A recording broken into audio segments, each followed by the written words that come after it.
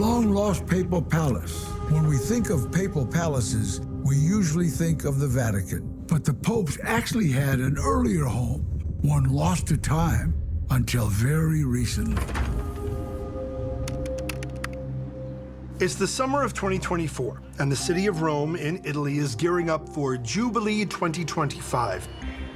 It's a massive Catholic celebration, and it's expected to draw roughly 30 million pilgrims to the city. To prepare for the influx of tourists, the city undergoes a lot of upgrades. One major project is renovating and repaving the public square in front of Basilica di San Giovanni in Laterano, the oldest public Catholic church in Rome, which was founded in 324. The plan is to add new landscaping, lighting, even a fountain. But not long after shovels hit the ground, workers strike something that appears to be an ancient wall. Then another. Then another. It seems they've stumbled on some kind of structure. They call in a team of archaeologists largely led by Daniela Porro. She's the special superintendent of archaeology in Rome. She analyzes these walls and sees that they're made of tuff, basically an amalgam of stone from volcanic ash buttressed by wood. She's able to realize through her analysis that these walls date back to the 9th century, which means they have found something incredibly special. These are the fortification walls that protected the original palace of the Pope. Before the Pope and the Catholic Church were based in nearby Vatican City, the head of the church resided in an elaborate papal palace in the heart of Rome. It was built around 312 AD during the reign of the Emperor Constantine the Great. The palace would undergo several expansions and upgrades over the next 500 years as the church grew in power. As the church expanded, the papal palace became a target for Arab anti-Catholic invaders and even Roman aristocratic infighting right at its doorstep. In fact, the violence and the conflict got so bad that in 1309, the papacy left the basilica and actually relocated the seat of the Pope to Avignon, France. Abandoned and empty, the palace falls into neglect and ultimately is decimated by fire. In 1377, the papacy finally made its way back to Italy, this time to Vatican City. A few hundred years later, Pope Sixtus V decided to tear down most of what remained of the original palace complex. When construction crews rediscovered the palace ruins 500 years later, archaeologists turned their attention to preserving the site. Antiquity experts and archaeologists feel it may take years to fully grasp the enormity of what is in this structure. What they do know is that they have uncovered an incredibly well-preserved time capsule of one of the most important religious institutions and religious titles in the entire world. Sometimes just doing your job results in astonishing finds, especially when that job is construction in an area rich in biblical history. It's 1913, and construction of the Palestine-Egypt Railway is moving full steam ahead along the coast of what is now the modern state of Israel. But as these railroad workers are clearing out space to lay track, they strike a large stone that seems out of place.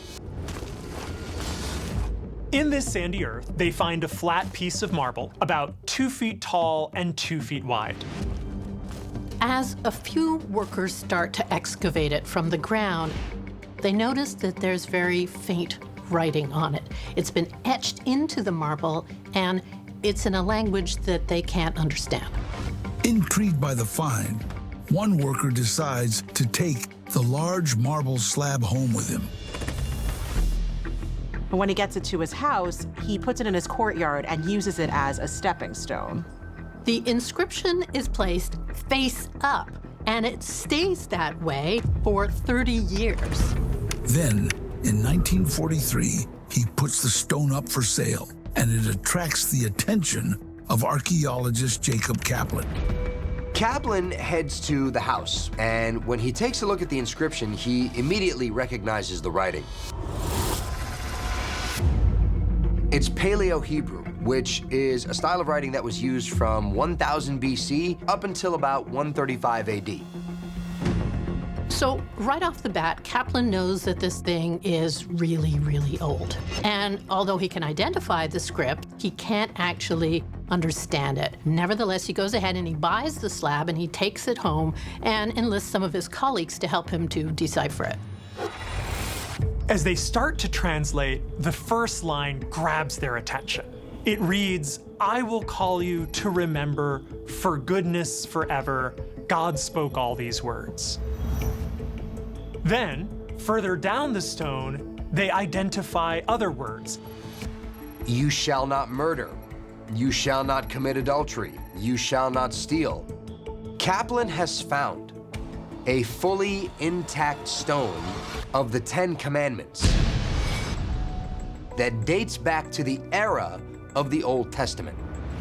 In the Bible, the 10 Commandments were famously given to Moses by God at the top of Mount Sinai. But those tablets are smashed by Moses when he sees the Israelites worshiping the golden calf. God later dictated the commandments back to Moses, who inscribed them onto a second set of tablets in the 13th century BC. And then according to the Bible, those tablets are stored in the Ark of the Covenant. But then later on, the Ark and those tablets go missing. For a moment, it seems the mystery of the missing tablets may finally be solved. But as researchers study the stone more closely, they realize something doesn't add up. Only 9 of the 10 commandments from the Bible are present on this stone. The third commandment is missing. The replacement commandment is an order to build a temple on Mount Gerizim, which is a sacred site for Samaritans.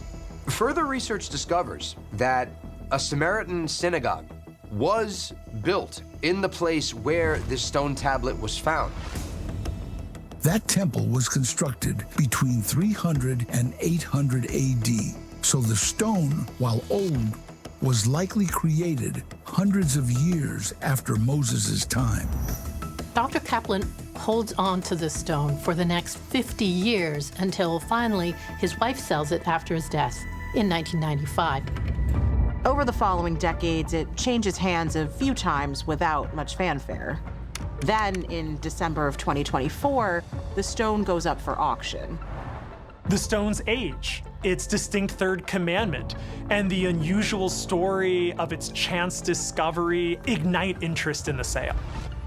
Bidding starts out high, and then the price just keeps going up and up and up, till finally, when the final gavel falls, the selling price is $5 million. The marble tablet goes to an anonymous buyer who pledges to donate it to an Israeli institution. In the end, this humble relic will be preserved and admired for generations.